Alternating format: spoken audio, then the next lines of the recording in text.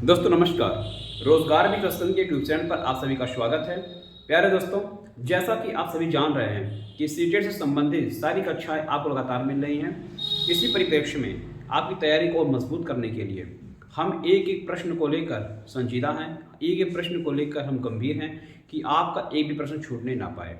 दोस्तों, जैसा कि आप सभी जानते हैं कि सीटेट में आपके गद्यांश पूछे जाते हैं और गद्यांश से आपको पर्यायवाची, विलोम, अनेक शब्दों के लिए एक शब्द, उनका प्रत्यय और तत्सम तद्भव अवश्य पूछा जाता है। इसी संदर्भ में हमने आपके लिए डेली कम से कम 3 क्लासेस पर्यायवाची, विलोम, तद्भव, तत्सम सबके लिए प्रारंभ किया हुआ है। आपको 5-5 मिनट की एक कक्षाएँ मिलेंगी और उसमें महत्वपूर्ण पर्यायवाची शब्द, महत्वपूर्ण विलोम शब्द और महत्वपूर्ण तद्भव, तत्सम, प्रत्यय, ये सारे आपको लगातार मिलेंगे। चलिए दोस्तों, आज हम शुरू करते हैं अपना पहला चैप्टर पर्यायवाची, जिससे आपको निश्चित रूप से एक प्रश्न अवश्य मिले। ऐसे पर्यायवाची शब्दों को हमने चूज़ किया है जो परीक्षाओं में पूछे गए हैं और परीक्षाओं में पूछने वाले ऐसे शब्द हैं जो बार बार रिवाइज भी होते हैं। आइए देखते हैं। पहला है अरण्य। अरण्य का अर्थ होता है वन यानी जंगल। जैसे आपने श्री रामचरितमानस में भी अरण्य कांड पढ़ा होगा। तो अरण्य के जो पर्यायवाची हैं वन है, विपिन है, अटवी है, कानन है और जंगल है।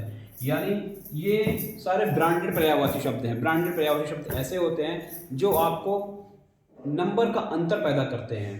तो इस तरह से आपसे पूछ लेगा कि गद्यांश से पूछा गया विपिन शब्द किसका पर्यायवाची है, तो वहाँ पे आप कंफ्यूज हो जाएंगे। तो इस तरह से आप अगर याद रखेंगे तो उसका टिक आप कर सकते हैं। अगला है अरुण। सिंदूर या सूर्य। अरुण के पर्यायवाची सिंदूर और सूर्य होता है। अभी ये यूपी की किसी परीक्षा में पूछा गया था। यूपी की किसी परीक्षा में अभी जल्द ही पूछा गया है। अतिथि का पर्यायवाची होता है पाहुन, मेहमान, आगंतुक और अभ्यागत। अभ्यागत शब्द कई बार पूछे गए हैं कि अभ्यागत किसका पर्यायवाची होता है। तो अगर आप इसको पढ़े रहेंगे, इसके नोट्स बनाए रहेंगे, तो आपको इसका जवाब देने में आसानी रहेगी। दोस्तों, अंश, ये तो बहुत इंपॉर्टेंट है।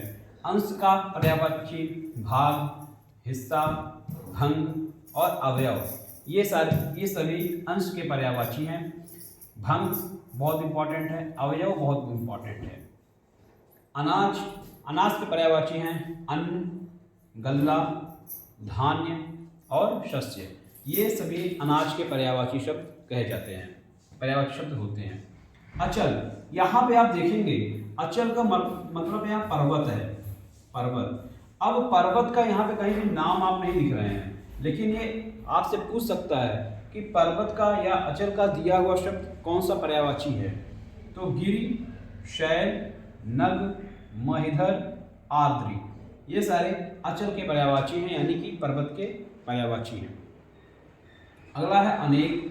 अनेक के पर्यायवाची है नाना, कई और एकाधिक। अन्वेषण के पर्यायवाची, अन्वेषण मोस्ट इंपॉर्टेंट है, मोस्ट इंपॉर्टेंट, आप इसे कहीं लिख लें। गवेषण, खोज, जांच, शोध और अनुसंधान, ये सभी अन्वेषण के पर्यायवाची होते हैं। अक्षर, अक्षर के पर्यायवाची मोक्ष, वर्ण, शिव और ब्रह्मा, ये सभी अक्षर के पर्यायवाची हैं। दोस्तों, हम आपको अक्षर वाइज पर्यायवाची बता रहे हैं और जो निश्चित रूप से आपके लिए बहुत ही इंपॉर्टेंट होगा, आपकी परीक्षाओं के लिए बहुत ही महत्वपूर्ण होगा। आइए आगे देखते हैं।